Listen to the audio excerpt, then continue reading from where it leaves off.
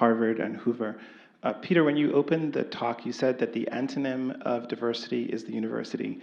And one of the things that I've been thinking about during my time at Hoover is the ability of universities to cultivate human potential. For the past 12 years, through the Thiel Fellows program, you've encouraged people to drop out of the university. What are some of the lessons that you've learned through the Thiel Fellows program about how to cultivate human potential, especially given that, in a sense, like the Thiel Fellows program is operating as kind of like the antonym to the university for the cultivation of human potential? Well, I'm always hesitant to do too much of a pitch for these various programs. It was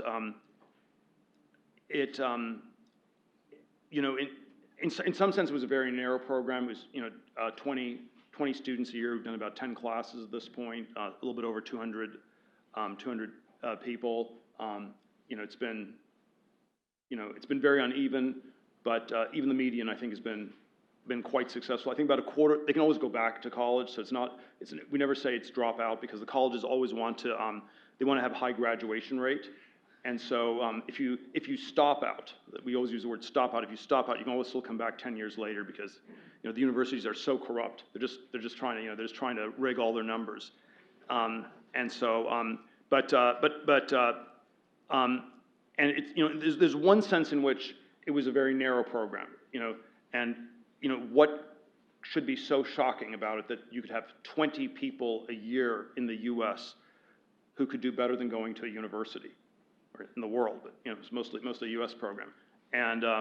But then it obviously triggered all these larger debates about our general society, where there's sort of too much of the tracks are just not going anywhere. And even though I can't accept that many people in our program, we haven't figured out how to scale it, there is this very broad anxiety that the colleges are not teleological. They're not leading to something better.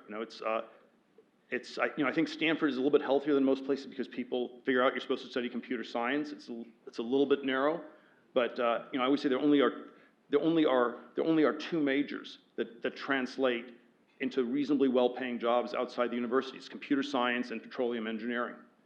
So there's some way that even on the elite university level, there's some way this whole elite formation thing has badly broken down. It's not all the university's fault, but I wonder whether the sort of extreme egalitarianism of elite universities is a kind of defense mechanism to avoid dealing with the ways in which they're betraying their students.